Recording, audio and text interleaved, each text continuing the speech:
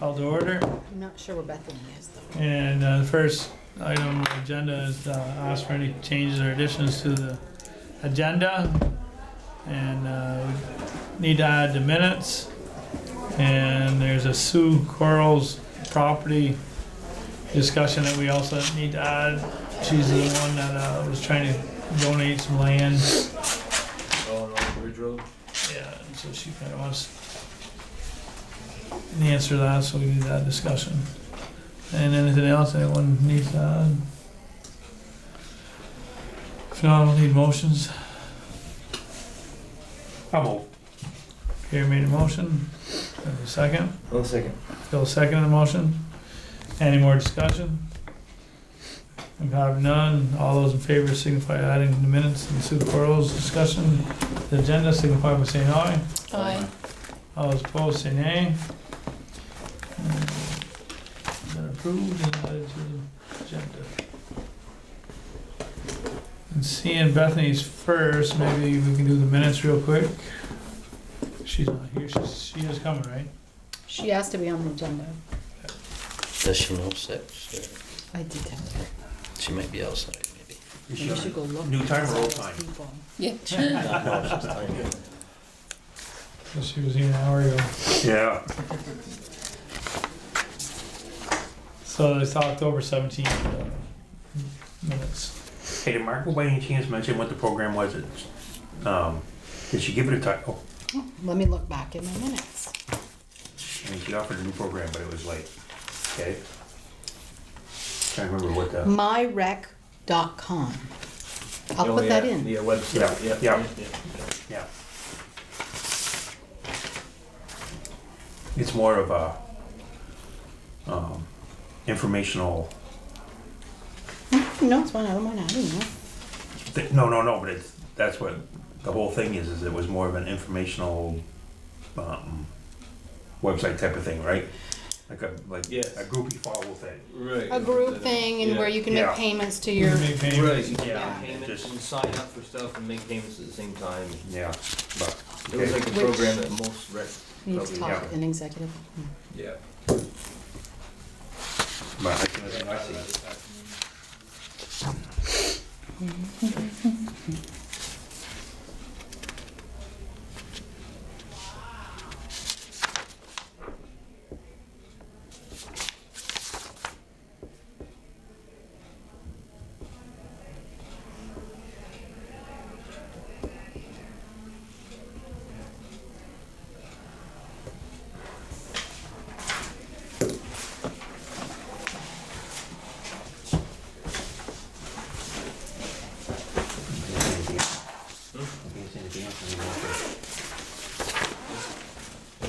I'll move to accept the minutes with the change that Pierre made for the Recreation Department, myrec.com, added to the minutes.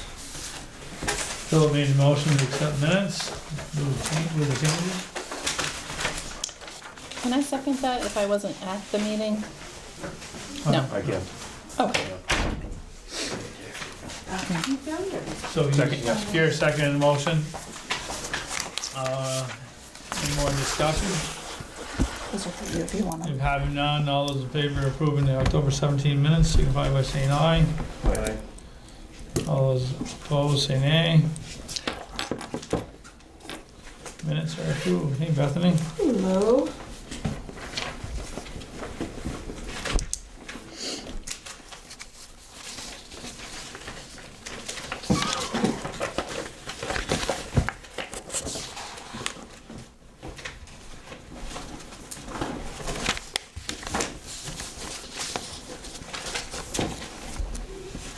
All right, so if you're ready, Oh, yes, I am. you're next on the agenda. And Excellent. So this is my check-in. This is your last chance to run away meeting. Oh, that's right, it's already November, we talked about, we'll be back in November. Be back in November, and so I did want to give you an update on where things are at. And the big thing is the plans. This actually, I prepared this today, and it's actually already updated because the plans, we got the formal approval from V-Trans this evening. that they're ready to go and be released, invitation to bid tomorrow. But I did want to do a check-in, give you an update of what has happened since September, and talk a little bit about the causeway funding, and just make sure that we're feeling good about doing this a third time. So, essentially, just to remind you that you amended Du Bois King's contract in order for them to revise the bid documents to be able to go out for the third time. And also the other issue was the reference to a standing seam metal roof. That was kind of a legacy thing that was in the plans. So Joey and I did meet with Du Bois King, Charles, who's been our main contact, and I forget the other gentleman's name. They seem to be their structures guy, you know, kind of a building-based person. And we had a good discussion about, you know, the intent of the town to do that doing a corrugated metal roof. And we talked last time when I was in September, we talked about, I got an education on the two different types, the main types of corrugated roof, the brands. And where things have landed is they put a lot of language in about the metal roofs that I have there at the bottom. They wanted to be sure not to call out a specific brand. Right. Because we want to make sure that that contractors have as much leeway, plus the Buy America provisions. So what they've put in there is being very specific about the spec of the metal roof, of what it has to be, as far as the gauge of the steel and width and things like that. So it doesn't have and I'm going to get this wrong now, is it the two kinds, the B76? No. Yes. So it doesn't use those terms, but it talked about the spec that would need to be made. So just so you know, those are the two things that they've been working on. They submitted the plans last Monday, thinking that we could go out to bid at least at, last November 2nd. But V-Trans had a few updates, and they had a quick turnaround and got those in. V-Trans got those approved. So I wanted to just go down to bullet point 4. When I talked with you last in September, in this first page, bullet 4. Oh, okay. Sorry. We talked about, so we have an anticipated funding gap that we've had the past 2 times, and we're going to have it again. NRPC has done a proposal recommendation to V-Trans that funds be used from the remaining Missisquoi Bay Bridge Causeway earmark in order to go, this would be one of the projects he funded. So they paid us pre-pandemic to do a full study to identify projects, transportation water quality projects, and then we revised that over the summer and worked with them, and we've given them that list.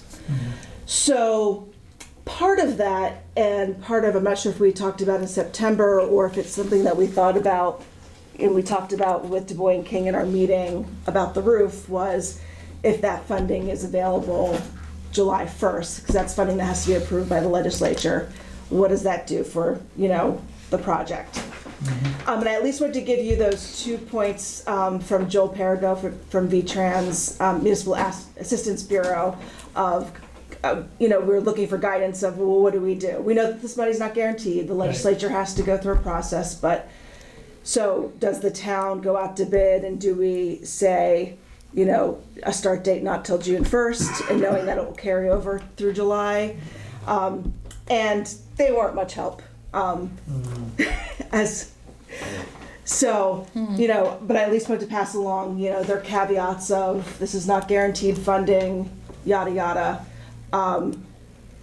We talked about that in September, that it's not guaranteed, but if the town were to wait to have guaranteed money, and you could still do this, but if you wait until you have guaranteed money, you don't have this construction season. Right. You're looking at going out next fall and doing the process again, which has kind of been, unfortunately, you've been chasing money and just this whole time. So I just want to make sure that you're still okay with going out, knowing we won't know until through the legislative schedule session what this looks like on the Causeway funds. So there's that. Other things to think about is there is the clean water, the Missisquoi Clean Water Service Provider funds that are being made available. They're being, so you could request, I saw that Missisquoi River Basin Association's on later today. So a conversation of whether they would, apply for funds for you to access those dollars. So that's one avenue. The other thing that we have that's a benefit that we didn't have the first 2 times you've gone out to bid is because the bids, you're gonna have the bids back 11/28 or 11/29, 11/29. When previous bids, you've had them back in February and then in January. So there was no time to even think about what could be incorporated into a local budget, or like it was already, that ship had already sailed. Right. So I think the big thing is just to kind of, make the town fully, realize that nothing's guaranteed. Mm-hmm. Do we still want to go out to bid with this uncertainty? And the worst case would be that you're unsuccessful and you realize we just can't, we have to reject all bids. And kind of back to the drawing board again. So we would say the bidding process went through and we accepted a bid, but we didn't know if this fund was gonna get approved for the Causeway. We would be gambling, but even if we started the project, that funds could become available still for 2023. July, the Causeway funds would be the July 1st, 2023. And then the Clean Water Service Provider, full disclosure, those funds are coming through my office. How they get distributed is through the Clean Water Council that has been formed of different representatives. So there is, I think the Missisquoi for this fiscal year got $925,000 for clean water projects that will be, available through our office. Again, NRPC doesn't decide how those monies get distributed. It's the clean water. It's WIC. Something I can't think of the initials right now, but there is a council that you could approach for funds as well. And those funds, we've signed those contracts already, and those funds are in theory there. It's a matter of, will the council that decides where projects are funded, will it rank well for having a water quality benefit? And how do you make that case? So when you say that the June and July, because of federal money, if you started the project and you didn't get the money, or you did get the money, there's not any rules that say you can't start the project in a certain amount of time. Like sometimes there's some federal grants that you can't start until they say so. Yeah, so the difference with this project, because there are lots like that where you're like, no work incurred before July 1st. Mm-hmm. This is different because you already have, how much money do you have left here?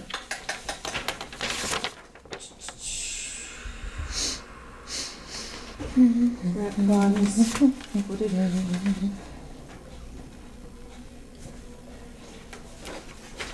you have 682,000 and change already of federal dollars ready to go. Okay. It's that shortfall, that 400,000 anticipated shortfall, and we don't know what the shortfall will be until it's come in. Would it be all or nothing, or could we get less money, less than the 400,000? That's a good question. Yeah, it's not all or nothing. Okay. And again, I started this process knowing this is what it has for it. One, V-Trans had NRPC do a study to identify how these funds should be used, what type of projects. That sat for a while because of the pandemic, but we've dusted it off and re-engaged the conversation. V-Trans, I think it's 3.8 million, something like that. We were always thinking that maybe half would go to town projects and half would go to V-Trans projects. They were like, well, if there's enough, let's just use them all for town projects. So, that's encouraging. there's some encouraging things, but I understand V-Trans staff and Joel, they're not going to they're not going to circumvent the legislative process and also circumvent collaboration with DEC on finalizing and getting this final list together. Yeah, because there's no, like there's no downfall to putting it out there, accepting a bid and saying, rejecting it if the money doesn't come through. Is that what you were kind of saying? Well, I mean, that's the worst. I would consider that the worst case scenario. I don't know how much more you can poison the bidding well with this project, so I don't. Right, that makes sense. I don't know, The bids will be a long time before this money's approved. And that's the other thing, is that the bids are gonna come in, it will take process, we have the holidays in there, the engineer has to do the bid analysis.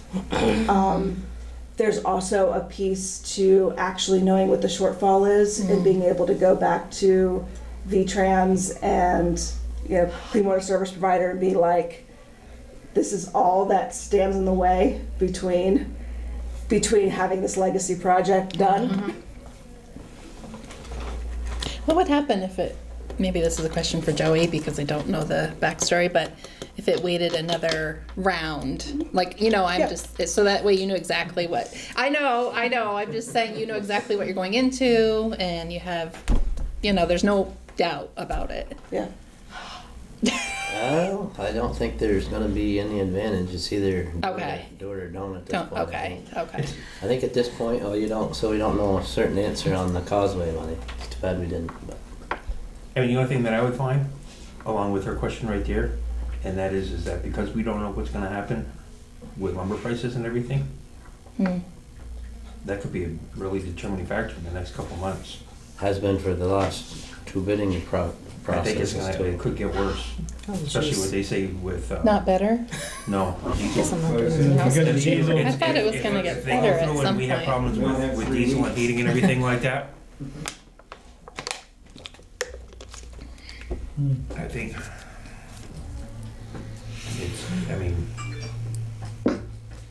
So you're saying the start after date would be July 1st? No, I would say that you choose something different. Maybe whether it be May 15th or June 1st. After July 1st, I think that It's just what contractor will want to do something. Right. Yeah. But it's finding that balance in case this funding is the option. Gotcha. When do you think you would know about yes or no? Any ballpark figures? I think that we would have a good sense in late January when the legislature starts. The V-Trans budget goes in early. So I think it's. What committee, legislative committee, would you be approaching to ask these questions? So it would be, V-Trans would be doing the lift. And I don't know if the question will be whether, that's a good question, which committee? I thought it was just gonna get bundled with the T-bill, with the transportation bill. Just, if you wanna if we wanted to go sit in a meeting or something, just to That's a good idea. add our concern and just get a feel for their temperature on it. So Bethany probably was looking at the metal specifications there, probably wasn't paying 100% attention to what you were saying. So if this transportation bill passes, we will be funded this money? So it would be, the legislature has to approve, give their final okay on, yes, the causeway is being used for these types of projects.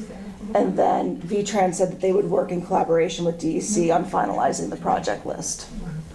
Would we have to apply, an application filled out to apply for? No, It comes from your recommendation? our understanding Your going through this list. process is that we've given them that list. Mm. We've said these are the projects. The piece where collaborating with DEC is really important is because VTrans has approached the Clean Water the Clean Water Board to come up with a 20% match for these federal dollars. So that's where the collaboration with DEC is critical to make sure that they have the buy-in with these projects. There's so many moving parts to this at the same time. So- It's like you're trying, like I love the expression you're building the airplane while it's in the air because there's just so many things coming at different angles. So that's why your question of, and I know it's the last thing that, I mean, Joey wants, we all want I to be know. done with this. I know, and that's why I'm wondering, yeah. But I think asking the question and really thinking about what are the consequences of not releasing the bid and waiting to see where the funding is laying. So we have uncertainty with whatever's going to happen with materials, with lumber and all of that. So it could be that bidding it out next year, prices are even more. But if you could be working with either the Causeway or the Clean Water Service Provider and saying, okay, well, we need a 30% contingency Yeah. because that's just the reality of what we're living with right now. So there's that. That would be a drawback. The other drawback I would say is, the engineer will need to do some updates to the plans. Yeah. So a couple, $5,000-$7,000 Yeah. for updating. This one, some of their time, they had to do a lot of research on the roof stuff. So I would hope that it would be a lot quicker next time, so those are the costs. And then the costs of going out to bid without the funding piece 100% locked down. Or that it's not what you anticipate, like kind of like what Phil was saying, that it's not all, could be a lot less than anticipated, possibly. Yep. And so getting into a situation where you can't accept a bid. Right. And having to go through that process the third time, that's a drawback. The other drawback would be, that time between things could be really looking good, but not 100% locked down, and you're gonna be at a point where you have to sign, you're signing a contract with the contractor. So. It's a lot, it's a lot to think about and.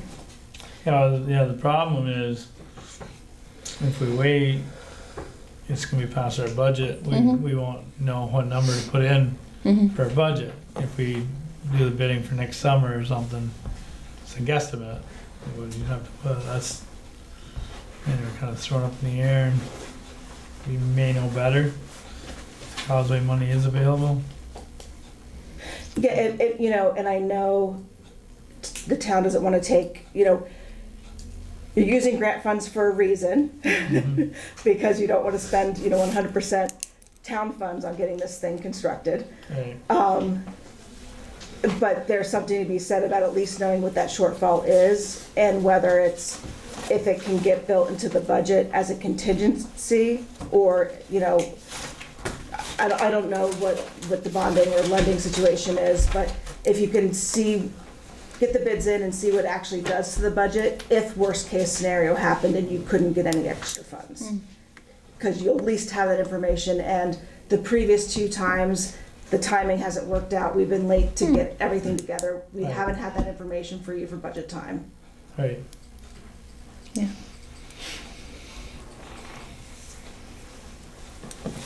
So tonight, you're looking for, what are we, moving forward? Are we kind of looking for that finalization of, is this a yes, go to bid? I'm just wondering if we have to make a decision tonight, or? So you'd have to make a decision tonight if you want the bid to be released tomorrow. Okay. And then you would get bids back by November 29th. Okay. So Okay. again, being sensitive to that, your budgeting cycle, Right, and make, we could push it off, but if we push it off Right. and you couldn't incorporate any changes into your budget, Right. that's not helpful. right, And then the other, pushing it off, a week or two, we're not gonna have any better information. So if you did, then I would say, let's just wait and then we'll, if the answer is, Okay. but we're not gonna have Gotcha. clarity until Okay. legislature starts, we see where things are at, we make sure. so there things- wouldn't be any point of holding off on No. anything, no. Unless you wanna weigh that of, okay, well, we just Oh, know that right. next year is. Right, gotcha. Even then, would it be, you wouldn't get a definite answer probably?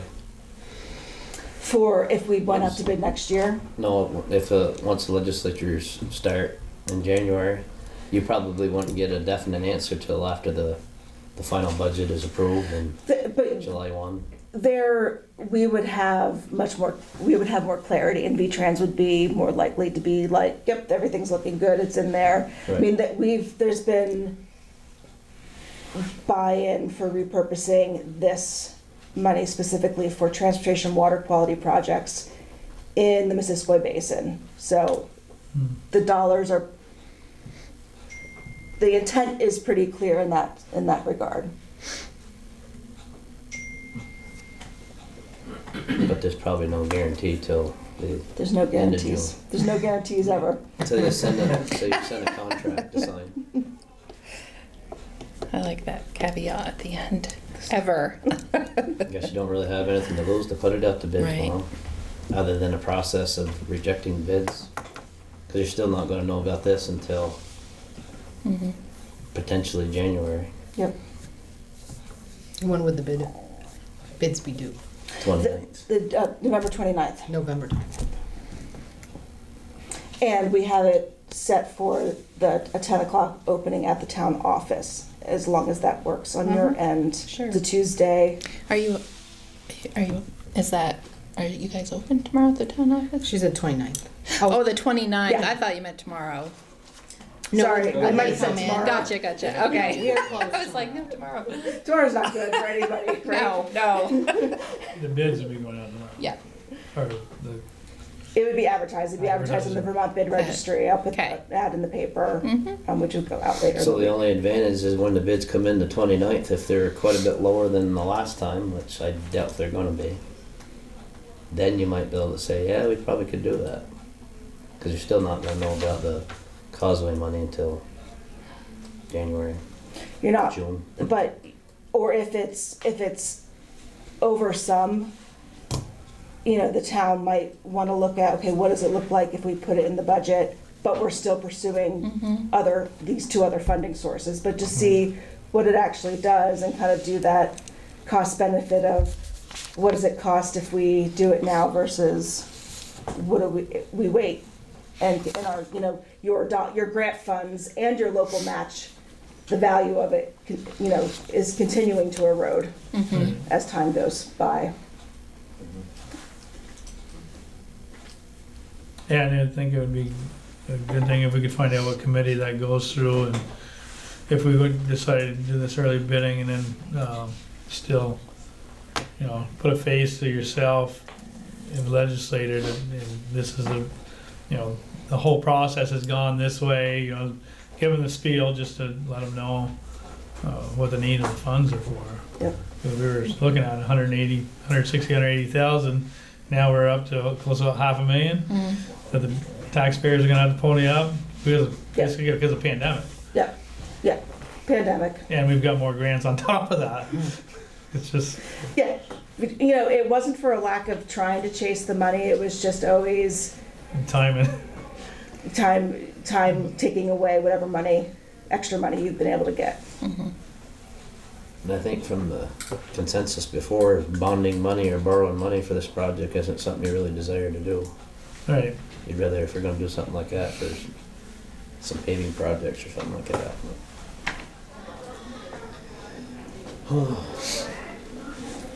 Yeah. I guess if you waited till another year, you would know about the causeway money by then. Yeah, no, you would. If you waited another year, you would have 100% clarity on the causeway. you would also know if you applied for, if you worked with a water quality partner and applied and tried to get clean water service provider funds. Again, I don't know the appetite of the council for this type of water quality project, but, that is, Because we've been so good and lucky having you get so many grants for us, is there any of them that are on a timeline where we could lose at this date? so you've tapped out with VTrans. So the Transportation Alternatives Program was the first one that you got funds from, and there's actually a max, like written into statute, of how much you can get from them. But it doesn't expire? No, it doesn't expire. Okay, No, that's no, what I was no. Your funds are not going to expire, and you've been showing. It hasn't been 20 years since right of way started, so you're still good, and that's not an exaggeration. I had a meeting anyway, we'll go there. You're not at the 20-year point for that, so your money hasn't expired. But as far as going and getting additional grant funds through VTrans programs, the TAP you've maxed out on, and we've been told that the stormwater, municipal highway stormwater mitigation, which you've gotten at least once or twice, you were told last year this was your last time. And they just had a grant round. So that leaves, this new DEC funding, the Clean Water Service Provider funding, the Causeway, which again I feel is the best match. Right. And I don't think that there's a FEMA connection. I know you love working with those FEMA grants. No, I don't think so. The USDA public facilities ones, I don't think that, we looked early on with those and that you weren't eligible. So it's either bid now and hope the funds from the Causeway come through for you, or wait until you know for sure. And when that bidding goes out, it's basically gonna be for 2024.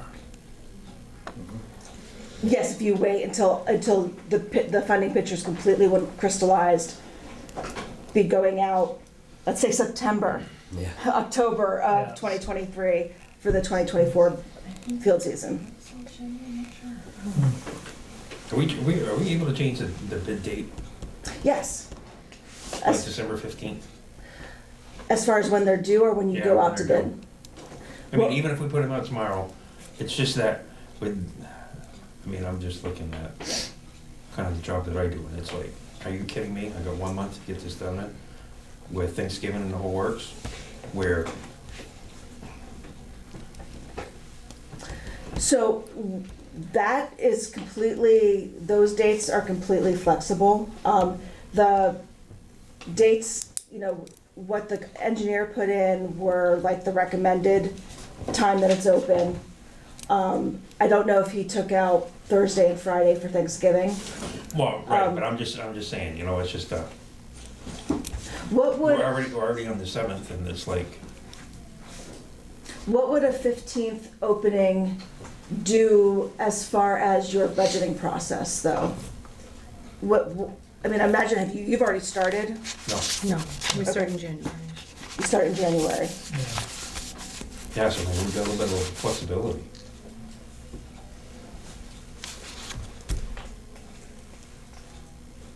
I'm just throwing it out, and just, Probably it'd be the same three contractors, pretty good chance. We're gonna have, we are.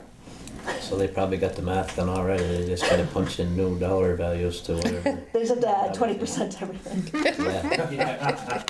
Probably right, Yeah. but maybe not too. There could be a new one that's gonna jump in the race, and yeah, there maybe a couple more weeks time to get it figured out. Well, So, yeah, we know. I don't know if it's Pierre gonna save us mentioned any money, but the fuel prices, an effect on everything down the pipeline, cost of materials. You gotta move. no, I'm just throwing it out, it just, Right, you gotta move I'm looking materials. at, I'm looking at, it's I'm looking at the 7th, and it's like, heck, I know concrete's gone up this year. gotta have it in almost 23 days. Yeah, so And with deer season. with deer season and with Thanksgiving, It's practically a holiday all of its own. I'm my. wondering if, you know, if the board says, yes, we want to release it tomorrow, you know, we're going this path. I'm wondering if pushing the due date, maybe not to the 15th, but at least giving another full week. Yeah. So that would give that week, you know, week for Thanksgiving, a couple days for deer. Oh my. So we're, The 5th or the 8th? Because the three We meet on the contractors that have done fifth. it, the only thing they may have to review is, like I said, the dollar values of whatever, and then the steel For The the, steel specifications, they're probably gonna have to tweak that a little bit, whatever they had planned. Which could save money. Definitely is gonna save money. Cause they're planning on staying the same for the roof, and that was, what was it, minimum of a 24 gauge, wasn't it, or 26? I don't remember the gauge, yeah. Heavier You- steel You than got into than that. normal. I think it was, the normal is like 28 or 29, and this was gonna be like I think it was 24 or 26 gauge. So it's gonna be heavier gauge and standing seam, so it should save, that It should says save some money. 29 minimum. 29. Yeah, for the, Yeah. Oh, for what's in now. No. What it's in what they now, had gotcha. in before was, yeah, I forgot, but it was Yeah. heavier. Yeah. It's a lower number, heavier, Oh, that's thicker, good. thicker. So Yeah. what day were you thinking? of? Well, what I was just throwing out is kind of a compromise in doing either December 6th or even December 8th. Just not the week before the holidays start for some. I remember him saying that day, oh, we're just gonna, the steel there, just kinda like vague, just like it's gonna be a steel, it's gonna be structurally strong enough for the roof and the size of it. They went into pretty specific. They did. It was 6 inches very on center for the specific. ribs Minimum. and minimum 5/8. Well, the stuff you buy down street is 3/4 inch ribs and 9 inches on center, so, but maybe it's not that hard to find. Yeah, they went from just like one reference to standing seam to like an actual, Yeah. They said, oh, we're just gonna just vaguely, just like, this gotta be this quality steel. I'd say shoot for the 8. They got pretty specific with their specifications as the steel goes. But December 8th. Yeah, but on that steel though, it's suggestions. what's that? Suggestion. The specifications It's here expect, it's not, specify 6 inches on it's center not ribs. just description. No higher than 5/8 inch high ribs. It's at the bottom here on the. And maybe that's just as easily found as the stuff that sticks and stuff or any local hardware sells. But You know, going on 20.5.A, it's 5/8 inch minimum for a rib with a 6 inch on center, so, I mean, that just means that's, so it says a minimum. yeah, that's a minimum.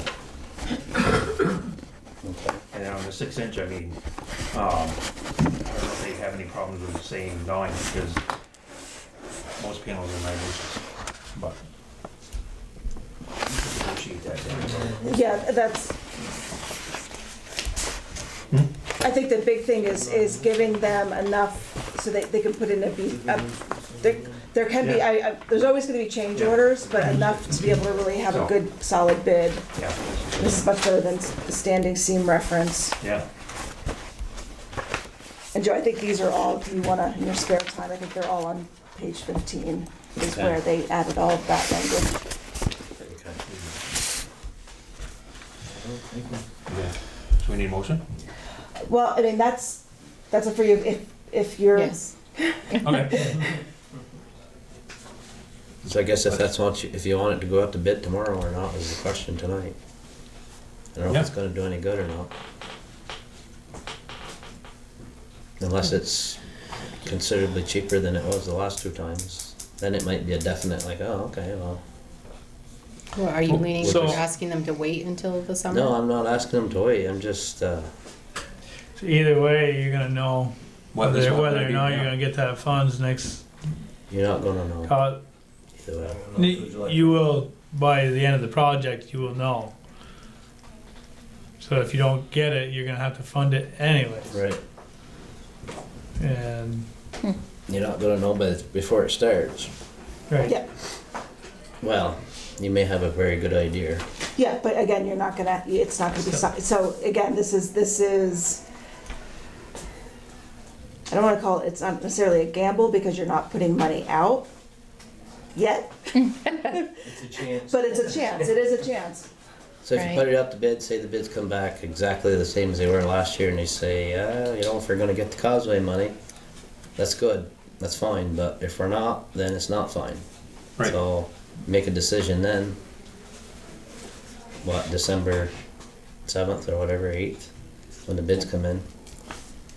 Make a decision, do we dare to gamble and hope we're gonna get the causeway money, or refuse the bids and wait till we know for sure and then bid it again the following year? When we know what we got for funds. Yeah. Or you borrow money and come up with a difference. Or dip into ARPA. Oh, Yeah, I mean, should do that. this Yeah. is, This is why, this is the reason the funds were given out, because the pandemic caused unrealistic Oh, expenditures. I thought that wasn't an option. No, Yeah. I mean, it could have used it for mitigation of your, I hope I'm not wrong. Like they could, you remember when you had said one meeting that the infrastructure he had wanted to fix one time was like paving there, and I think we could have used it for that, to help with the clean water for that, so this isn't really any different. yeah, and when we had all those great meetings at the beginning of ARPA, it was based on the federal rule, which was draft, and then the changes they made things more flexible, so. Right. And then it was the way you had to fill out your paperwork to say how you were using it or had been influenced because of the pandemic. Mhm. It made everybody, well, not everybody, but most people took it in such a way that it was loss of revenue, that it looked like. So then we could use it how we felt we needed to. But it's his money, like Causeway money just sitting here. That, No, that's the best case Well, scenario. That's the best way for sure. And there's the best case because from the beginning, I mean, we've been at this, I mean, Lloyd was alive when we first started this, and for many, many years, and it was a definite water quality transportation project. And it seemed like just a slam dunk that this is a great project, and so, that's why I think, I feel strongly that the Causeway dollars are the perfect fit for it. Just we're at a point where we won't get that definitive answer. I think it's a great fit. I think Well, your recommendations must carry weight. I hope so. I'm sure they do. So you're saying has this happened where if you refuse, say it works out where we refuse the bids, is that just not a good, like for if we did put it out again, like have you seen where they don't come back with another bid? Like I guess I'm just wondering what that refusal does How really in long? the end. how long do you have to refuse the bids? Accept or refuse them, is it 30 days, and that night that you open them? No, I mean, the last time the process did go on, I mean, we were at it for what, was it 4 or 5 weeks? Yeah. Again, you don't want to do that. You don't want to be in that situation with Okay. the bidder. No, but I was just But- wondering, was there an opportunity to sit in front of the legislator before you accepted or denied the bid to have maybe a discussion on the Causeway money? To at least come out with some kind of a warm feeling like that, so I think it's gonna happen. Yeah, and then you Yeah. say, okay, we're gonna accept this, thinking that, there's a good chance, or, you know what, this isn't gonna happen, so, Yeah. we're not gonna put Or you don't this. feel as confident about that, yeah. I would say, we've been at this for a while. We've tried every single angle that, I know, be willing to do, I guess it's sort of like a structures or a paving grant. They'll send you an email or a letter saying, your name, we've been selected to receive the grant. We've sent the information to Montpelier. So So you're just, probably gonna get it, but there's nothing definite until the legislator's out and after the 1st of July, and then they'll send you a contract signed. Mm-hmm. How long after the 8th does it take Charles to do his comparisons? Oh, we got the holidays coming up, so it you could be a know, while. it's gonna, and actually, I mean, that might be a reason. That might be a good thing. Maybe we move it to that next week of December. And, cause then you get the holidays and you Right. get, Oh, yeah. And we would still have some numbers going into budgets. yeah, I know. So did you make the motion, Pierre, or no? Not yet. Not yet, okay.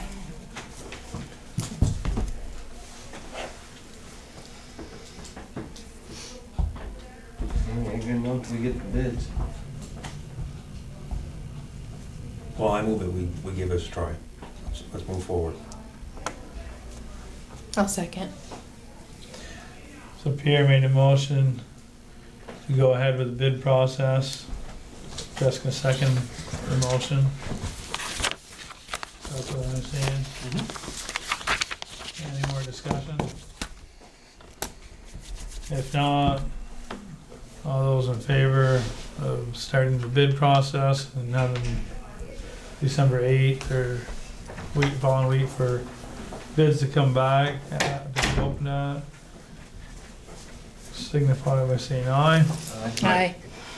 Uh, All those opposed say nay. Unanimous ayes, so we were gonna start a new bid process. They'll be out tomorrow. Thank you. I'll take your time. Someday, Bethany, if we ever build this thing, you should just come in just once in a while just to reminisce about Yeah, we're this. gonna, Maybe we can name it after you. The Remmer Salt Shed. You can cut the ribbon at the. Yeah, there you go. You can use the shiny shovel. You have worked very hard, which we do appreciate all no, your hard absolutely, work. no, I feel bad, I feel bad that we're at this spot, I just want it done for you, so you can move on, because I'm sure there's other projects that you wanna be working on. Well, thank you. Thank you. Thank you, Bethany.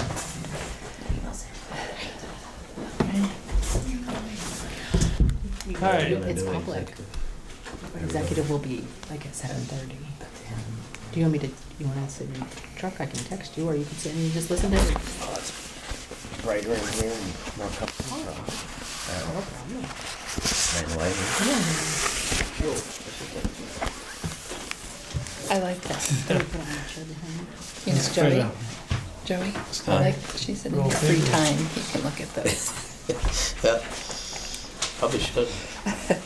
Alright, so moving on to our agenda, the next item on the agenda would be Susie Caspian in the Opera House. I assume it's the Opera Right. House. So I've been electronically challenged. It's been very frustrating. But hopefully, when you get into your email tomorrow, you'll have all of this. You'll click on the thing and you'll get the document. I didn't have the copier capacity at home to do this, but I'll give you the hard copy. You can give it to Billy Joe after. Here is, That's not I going know, anywhere. right? It makes me nervous. so I'm gonna start off with the documents that you requested at the last couple meetings.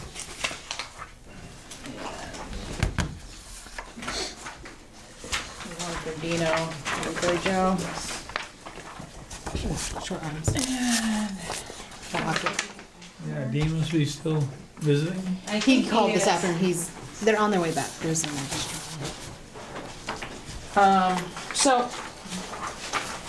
I actual documents are in the blue that you'll actually have. The governance document I included.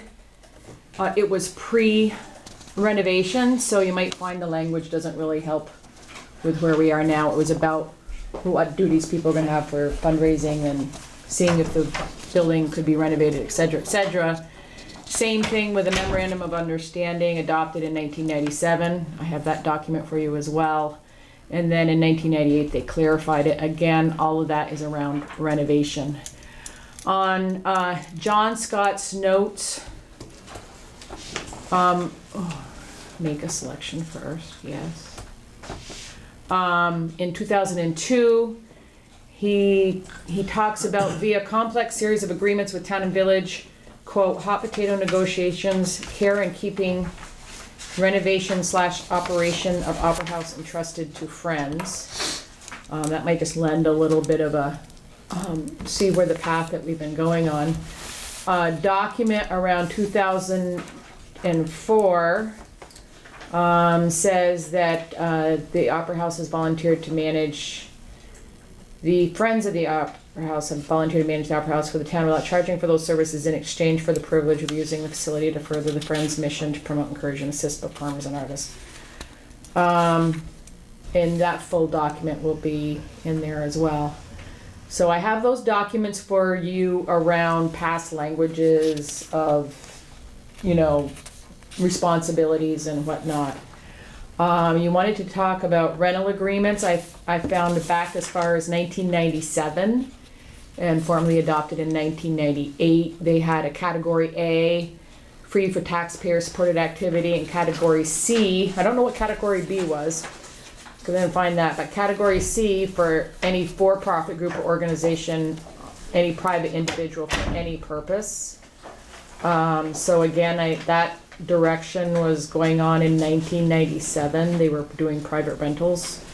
And then Exhibit B, I've included for you all our rental agreements. We have a private event agreement that's kind of geared toward a Friday through Sunday, like if it was a wedding, you know, a full-fledged big thing. We have a community service nonprofit organization, and we have an Enosburgh community service nonprofit organization rate, and that rate generally is 0 except for cleaning fees. The other communities, it's a base rate of $150. We have a business user agreement. Now that would be like Champlain Chevy comes in and wants to do a salesman conference or something like that. Something that's that's a profit business. And then we have a general use of facility sheet that we give people. It's just some general stuff about liability, making sure they have, that they have to provide proof of license if they're serving alcohol, and they have to get all the permits. The contract checklist is just a general pickup after their rental. And then the untitled checklist is a full custodial checklist that is what we have our cleaner do after the event. So when we're asking for a cleaning charge, this is what is being done. And it's a little bit more extensive now, of course, with COVID, things need to be sterilized and whatnot. And then we also have a chart that just for grins and giggles, you can see how it came up with the prices. We just updated them and increased them a little bit this year, but we're pretty much on par with the Bliss Room in St. Albans, which is above the Historical Society, and their City Hall. And actually, I think we might even be below the Legion here in Enosburgh, which is kind of, I looked at that, they have theirs posted on the sign, I didn't think to include it there. Then yearly event summaries is a proposal of, oh shoot, you're supposed to have this here. So here's this is what a yearly event proposal, this is our proposal to what we've restarted it, and this is what you would get. This one here, in 2022, is the first time we've included custodial and front office staff expenses, because we pay Kim an hourly wage and for cleanup, so we've included that in the expense end of that. When I looked at those and picked them out, for non-performance art-related rentals, it ranged from 0 for some years. 1 year it was $2,669. Generally, it's not much, so I don't know. I mean, that gives you a little insight into non-performance rentals, and I included non-art, non-performance rentals because we use that sometimes as a way to get a gig in. So, for example, the logger is coming. He's pretty expensive to hire. And so then we negotiated maybe some sort of door share, but we have a lot going on right now and we don't have the capacity, the manpower on our volunteer board to help do what he wanted us to do. So it came down to the end, he just did a straight rental. So we're getting someone in for the community to perform, but we're doing it through a strict rental because we cannot, you talk about bridges and stuff, we cannot risk a high overhead and not knowing that we're gonna, you know, so we use that as a tool lots of times in trying to get art. So I divided, you'll also see financials. there's a, this was a little bit of a shock. I did a financial from the beginning of when we started using QuickBooks, because you can just push a button and you can get it. I did a profit and loss 19-year summary. Not all the categories listed on that profit and loss are still in existence, just to show you that we've cleaned it up over the years. In the rental fees, income, it included everything until this year when we created a new category, non-art rental fees, because of your interest in that. So the rental fees you see on that profit loss are gonna include our craft show. When we rent out a table for the craft show, we call it a rental.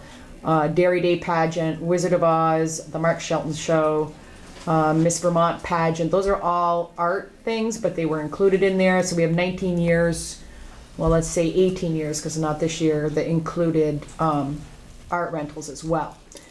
When it all got said and done, overall rentals, including art, really equated to about 22% of our income. The bottom line over 19 years is we had $754 net income.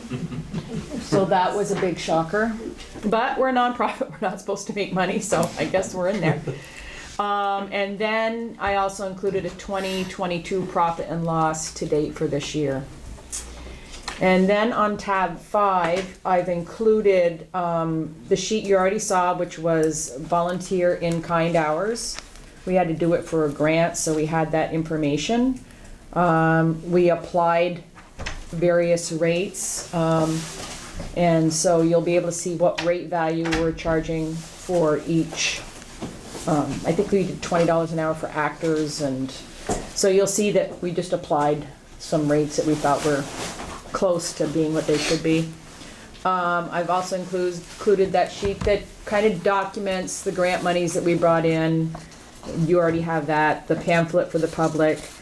The other part that I've included is Vermont Art Facts, which is an interesting thing that I found on the website. And Vermont's art and culture sector represents 3.3 of the state's GDP, 11,400 jobs, and it contributes close to $1.1 billion to Vermont's economy in 2019.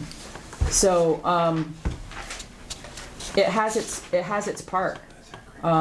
It's actually higher than education services, which is $1 billion, and it's equal to the construction sector. So it does have an impact in our area. So my job tonight was to get you the things you were asking for, and then Denny wants to speak to you a little bit about what the Opera House means to her. And like I said, hopefully tomorrow when you go in there, I'm gonna get it to Billy Joe. I just gotta test run it a little bit more because the clicks weren't working. When you get it, you'll be able to pull up the actual documents. So yeah, you just hit the blue and it'll... You control and click. And we weren't trying the control and click earlier, that might just be it, but we'll have to, I gotta get someone who doesn't have my computer, because all the documents are on my computer, and see if it works for them. Is this current? Which one are you looking at? 2022? Yeah. It was probably current up to about a month ago.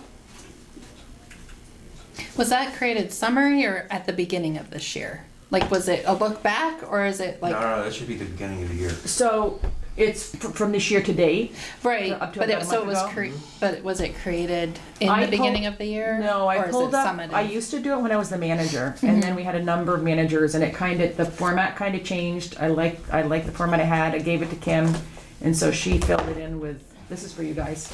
So she filled it in with the stuff. Oh, and- okay.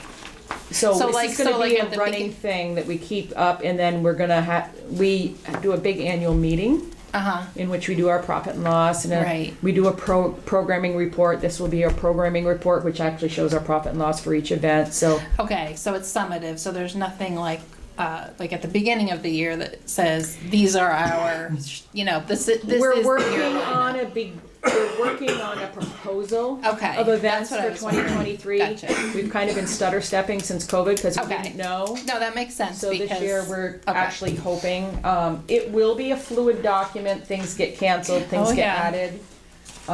Okay, no, that's good. I just was Yeah. curious if that was kind of the plan to try to do the proposed to, okay. Worst comes to worst, Billy Joe, and it doesn't work, I'll call you.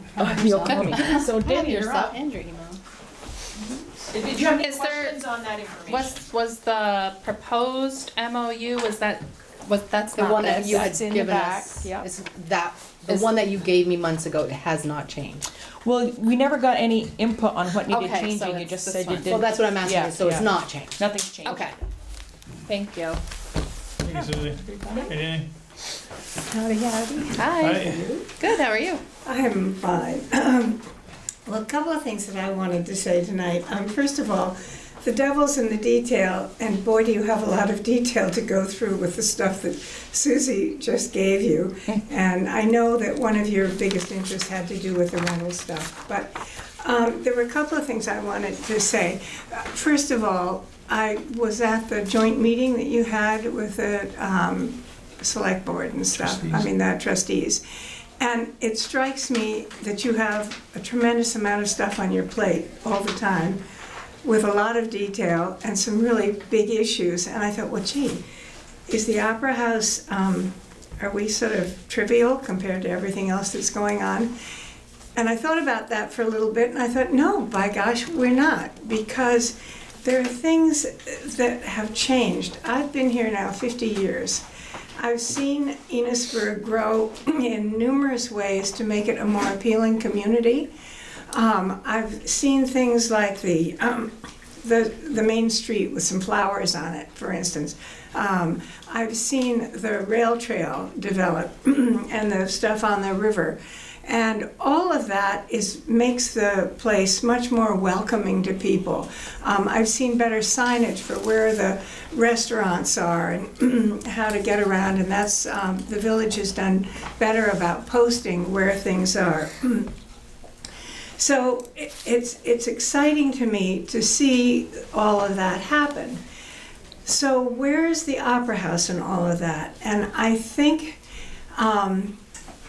you can't just look at the bottom line of our, the dollar signs don't tell the whole story at all. I like to look at the number of kids who have come through summer camps, some of whom have gone on to come onto our stage, either in a band or on the stage in a major performance that we've done.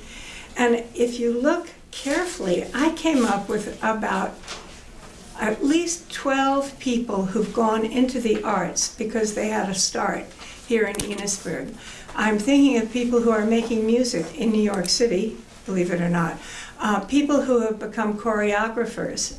A young woman who did the dance stuff for us for Fiddler on the Roof, and she went to UVM, and now she's in New York working on the stage there as a choreographer. And in Marvelous Miss Maisel.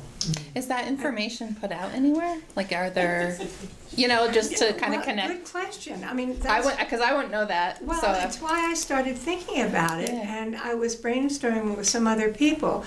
We've got people who've become music teachers because they got so involved and they liked what they were doing here. And we're aware that, sports aren't everything for every kid. Mm-hmm. You've got to have band, you've got to have art, you've got to have some balance in programs to pique their curiosity and get them going. And the Opera House has always encouraged people to find their place and do what they can. And it may be a simple part in a play, but something that starts to give a kid confidence. I'm never going to go on the stage, I'm too shy. But they get up there and suddenly they start to be really quite good. So the more I thought about it, I thought, gosh, we've had a 130-year run at the Opera House. We never had a memorandum of understanding. Do we need to wait another 130 years to have something that clarifies so that we can get out of your hair and we have something that is clear about how we all work together to make something happen in this community? So that's why I'm here. And I have to speak for my own kids because they've both been on the stage here. And they're not in theater or the arts now, but they're good actors. No, who said that? So thank you. Noted. But what I would like to know is what do we need to do with that memo of understanding that would meet your needs so that we can move forward and not have to keep coming That back makes to you? sense. So. Yeah. And I think, Susie's given us a chronological thing of events here. And that's the thing, these boards change. So they don't remember, we don't remember, or we don't know. And we need to try to make something smoothly go through different boards. Something that's open Some- enough. We know the boards are gonna change and Yeah. this needs to follow, something that can be tried both ways. Well, there's also nothing to say that you can't develop a member of understanding, and then in a year or two, if you're finding that it's not working, that you come back and redo it. I mean, nothing is set in stone, and we're a working community. I just look at things like the EI trying to get to be helpful to you guys to show what people are interested in and stuff. And certainly, Opera House is something we're proud of. Well, we appreciate it. This is certainly helpful too. Thank you. Okay. I was just gonna say, Joe when had you just said that, does everybody know about certain things that are going on over there? And we have been working with different parts of parts of the town, different departments working together. Maybe the Opera House could work with the Historical Society. They put out a newsletter every quarter. Maybe you could work with them and put in a little blurb what's going to happen for the next few months. Maybe it would help to get the word out for what's going on there, or maybe even a little thing about what happened 100 years ago at the Opera House. Yeah, well, a lot of this We stuff I have, found with I actually wrote an article for the Historical Society a couple of years ago for one of their newsletters. And we can do that again, but we also have worked with the rec department with this trunk or treat that just went on in the that was park. that was And great. that was a big success. It There was were huge. lots of kids that came on Oh, that. that's great. It was really pretty cute. We think we had, 450? I think the around that. other thing is, Wow. we have more It was- opportunity now with email and Facebook. We're doing so, and I can look and see what's going on with the town and the village and what activities there are, because suddenly it's more transparent. You get to see what's happening here. Well, I Yeah. also think you bring in, when you collaborate with a different group, you're bringing a different set of people in Right. too, which And you're introduces that to more them. volunteers, because Right. when the same group is doing the same thing over and over, it burns people out. I don't wanna miss Carolyn here. Carolyn is our treasurer, Carolyn Elander. Carolyn? She's from Berkshire, who used to have theater. I don't even think they have theater in the school anymore, but she can speak to the kids a little bit about, both her kids have been involved. Yeah, a couple of kids. We moved here about 10 years ago. Neither of my kids are real team sports people, but they like to be involved, both ridiculously shy. But through the Opera House, they found their voice. And my older daughter, who, wouldn't speak, she wouldn't. She wouldn't talk to anybody. Just ran for her first year rep for her faculty at her college. And I know she wouldn't have done that if it hadn't been for the Opera House, because that's where she was able to build confidence and get out there in front of people. And she had the opportunity to be a little bit at the school, at Berkshire, but there's just not much opportunity in the whole area. My other daughter was just in a play or a movie for the haunted, what's that, the haunted, I can't remember the name of it, but it's something that they do in St. Albans every year. There's no way she would have done that without having been at the Opera House and been in plays there and been involved in all of that. And without the Opera House, they wouldn't, that would not have been an option for them, and they wouldn't have been doing it. And it's meant a lot to us, and it's meant a lot to them. I don't know, I just feel that there's so much to offer for kids through the Opera House that they aren't getting anywhere else around here. I think that a couple of other things that make the Opera House valuable. When we put on shows or we do rentals, we are bringing people into the community. They're coming to the restaurants. They're stopping to get gas. They're coming. They're bringing their dollars into the village and into the town. And I think we can't put a value on that, but certainly that helps. And the bigger point is we're really the only arts venue in the county. There's no other place that can seat 400 people and have a show on and stuff with good acoustics and with lights and everything else. So we do count on people from all over the county coming here, and there are people who come up from Burlington. So And people down from Quebec. That's right. I forget. So when you, when you think about proposed events and different things that you might put on for next year, do you all have like a night or a time where the community can come and help kind of brainstorm ideas? No, we don't, but we're always brainstorming for those community members who want to be part of our programming committee. So our programming committee isn't all made up of board members. If there's somebody who's expressed an interest, say, hey, would you like to help with the programming committee? Or maybe they... And then those members can maybe go out and branch and try to find. But The we've only also- thing I didn't include is the survey. So we did do the survey. Okay. And We've had 2 or 3 surveys in the time that I've been with the Opera House. I know because I designed one of them. And anybody who's been, that we have an address for, we send out a mass mailing. And at one point, at town meeting, we had a survey. I don't think it got filled out. We weren't impressed by the numbers that came back. Okay. But we've done pretty well when we've surveyed the people who actually use the Opera House. And then we want to know what kinds of things do they want. Do they want music? Do they want theater, dinner theater? Do they want whatever? Yeah. And then we do have the community concert every year with the band and hopefully a chorus, but we don't know. We're having trouble finding choral director. so the long and Anybody volunteer? Oh, no. I can't carry a tune. Jessica is we've got a pretty robust rest of the year, thankfully, because we have a part-time paid employee Yeah. who's able to, we're all doing our lives and our things, and we're all working hard to do what we can do to support the Opera House. Right, And, right. So our event program is pretty robust. It's been getting bigger and bigger.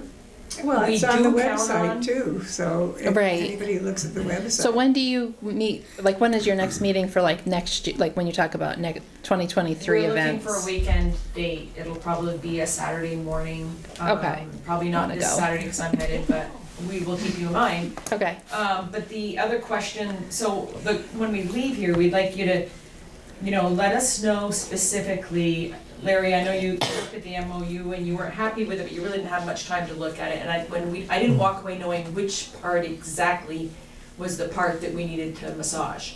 And then the rental question certainly came up, and I just, I don't know how much money would be money worthwhile, it would impact your budget, but taking any would impact ours. And we literally, on that one year was an anomaly. She's the treasurer. To have maybe $2,000 in non-performance rental is a big year for us. So I don't know what part of $2,000 would do for your bottom line. Probably little to nothing, And we don't, but it would help us. are we privy to the rental agreements when they come in? No. Where do those go? Those go to our manager, and she finds out which one they go under. Is it a nonprofit? Is it Okay. a nonprofit? Is it a business one? And then if it's someone that's providing alcohol, they know they have to go to Billy Joe, they have to get approval there, they have to show us their license Okay. and their insurance. And their insurance has to cover the Friends of the Opera House, the town, and the village of Enosburgh. I'm only approving the alcohol part of it, not what Right, they no, can I was do. just, I didn't know if that came up in our meeting, just so that we're all in the same, just We seeing haven't those. had anybody that would cause anybody concern. Oh, no, I'm not no, really no, sure just for awareness, hey, this is what It's we're kind having. of like what the Village of Enosburgh, the trustees do with the park.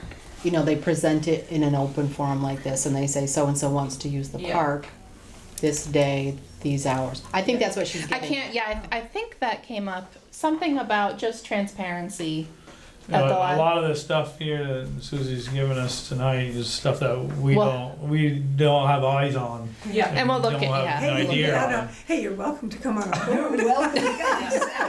So the rentals, No, I'm not talking about like the rentals and stuff. We have no clue what's going on Yeah. there the and, rentals can be quick turnaround, you know, like if someone Right. died and they wanted next Thursday for a funeral. Hmm. You know, we're not gonna have time to come to a meeting, get approval and whatever, if that's where you're going. Oh, I think we were talking, yeah, okay, I think we were talking about just, a paper, it doesn't have to be formal, just so that, Awareness. awareness. So I was wondering if that, event Yeah. summary, if we made it Okay. into a Google document that you guys could Have to look jump at on it. and look at, we could share it with you on Okay. Google Drive, you can see the changes we made. Okay, yeah, And, so if anybody's interested, they could go in and see it, but Okay. it's, I just remember that was one of Yeah. the things that had come up. so that's why I threw that out at you, that's, Okay, pretty much we use Google for everything, so it could be made into a live document you guys can see. that'd be great, yeah, yeah. Well, thank you. Thank you. thank you. Good luck. Yes, thank you.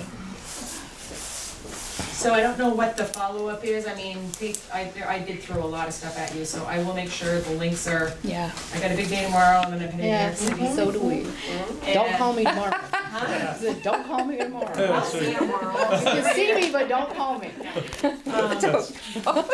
That's right. But we're taking an 8-hour train on Wednesday, so I will work on that, make sure that's live, and then you guys Is can there look Wi-Fi at on it. that train? I hope so. Yes, there is. Business I've card. done it. And then the financials, I know in the scan part are really hard to see, so I'll make sure that it's something that you can see. And, our annual meeting is a nonprofit that's warned as well, so if anybody wanted to come, that would be super welcome to, or come to any of our meetings. We're generally the second Tuesday of the month, although we might be changing the date, but I'll let you know what our standing date is and. Yeah, I'd like to know more about the event, you know, getting on, I've got some Sure. wheels are turning a little bit. That would be great. That's what we. They're always turning. Okay, thank you. So let me know if you have any questions and you know where we are. Oh, so could we have an MOU by the 1st of January?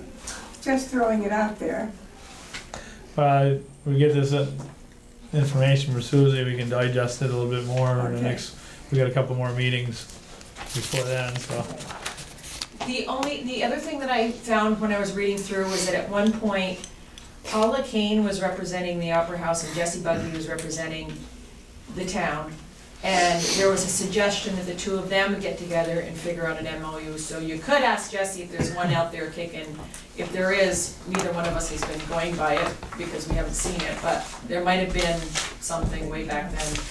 The folder that I found on that part, what there was that one that was ever created, I saw the part where there was a disagreement and it was the Friends of the Opera House wanted to take their, That wasn't Like- Friends. That was the Opera House Association, the precursor. okay, so Yeah, they wanted yes. to take the belongings that they Their had belongings. raised I money found that for out too, yeah. and leave the building with it, and the town said, no, that was part of taxpayer money and grants and stuff, so it has stayed. Big I don't court know if that fight. ever did, I wanted to pull up a court, if that got dismissed or if that was resolved. No, so I don't went to think it court. got dismissed, I'll look in the folder and send you some copies. That'd be cool. Yeah. I did find some documentation about the Alumni Association donating to the Friends some tables and chairs, which we'd love to get rid of those tables and weigh a ton, but. So as I find those documents, because I saw that, I'm sticking them in a file, so, yeah. But, all right, Thank you. thank you. Thank you. You. Safe travels. I don't know where you're going. New York Going. City. Oh, nice. Chris's daughter's in 8 the Navy, hours? and Really? she's the PR person for the Navy, and for Veterans Day, they do Fleet Week. So we're gonna get to see all the ships coming in and Oh, cool. big military bands and Oh, that'd be nice. stay Yeah. on the Times Square in her, And the train her ride. Navy With all the- paid room. Awesome. Enjoy. I'm a Navy vet, so big ships. Alright, Lindsay from MRBA. Hi guys. Hi. Thanks for letting me take up some of your time this evening, and I know we're running behind, so I'll try to be quick. My name is Lindsay White. I am the director of the Missisquoi River Basin Association and also the Upper Missisquoi and Trout Rivers Wild and Scenic Committee. So I'm wearing both hats, but both hats represent the river. So this is spurred out of an MRBA desire to have more connection with our towns. We're making the rounds, trying to get in before the end of the year with all of our town organizations, committees, commissions, and just check in and say, hey, what do you guys think about the river? How can we better mesh with you guys? How can we be more supportive of the things that you guys are already doing? Are there concerns that you guys have that we could research or address? And also to sort of lay in the back of your brains that we are working to try to make sure our towns are working together as well. And we want to invite you guys, and there will be a formal invitation to follow, but to a gathering that we will host probably in February or March of our mid-Missisquoi towns. We're going to try to bring together the decision makers of our towns to have a nice evening, a meal provided by us, have some informal conversations, and then some formal presentations about town-related concerns. And if there are any topics that you guys specifically want us to make sure we get a speaker on, we will do that. We held we call it the River Community Soiree. We held our first soiree last year in our headwaters towns. We were able to use the Windy River Farm in Westfield. It was a beautiful setting, and it was a nice success, and we really connected with our towns and wanted them to connect as well, because our rivers flow from one town into the other, and our political boundaries are not respected by the river, so we want to make sure that we're thinking that way. That's why I'm here with you tonight. If you guys don't know, I'll take a minute and give you just a quick history. The MRBA has been around for over 25 years. We prioritize working with landowners, that includes towns, to make sure that our water quality is being protected and improved at every opportunity. We do a lot of tree planting. That's sort of what we've been known for. I was able to dig through our pictures and find tree plantings from 1996, so we've been doing it our entire history. We collaborate. Billy Joe teed that one up really well. That's our big priority. We work with other organizations. We work with our regional partners and our state partners. And now with Wild and Scenic, we also have federal partners that we get to work with. So that's how we live and die, and we want to make sure that we're collaborating better with our towns. Again, that's why I'm here tonight. We have done invasive species work, we've done ditching work, we've done river corridor protections, so anything that relates to the river, we're happy to dive into it, learn about it, or connect you with the people that know more than we do. And then Wild and Scenic, to give you that 30 seconds, MRBA was instrumental in getting 46 miles of our rivers designated. The tail end of that designation is in your town. And we, since 2014, have received federal funding support. The year that just started a month ago, we received $210,000 to be spent on our rivers. We were really happy to see Joey's application come in for some ditching work on Stonehouse Road. So we're glad that you guys are tapping into that source, and looking forward to continuing to collaborate with you guys on ways that we can protect the river. That's what I wanted to say to you guys. Mostly this session is supposed to be about me listening to you. I have some prompt questions, but I also am happy to open it to the floor, and just anything river related I'm interested in hearing about. But I also know that you guys are running behind and you have a stacked meeting, and I just would like to express that if you guys want to think about the river, I would be happy to come to a next meeting and take up some time then instead of tonight. So we'll open it to you guys for your preference. So the Wild and Scenic, there's grant money every year available. Yep. At different levels. It's a 200 Yeah. this past year. And So we get the funding from the federal budget. That's just a set amount, and then we say, okay, this is what we're going to pay our staff out of that. We then allocate a certain amount of that budget to our grant programs.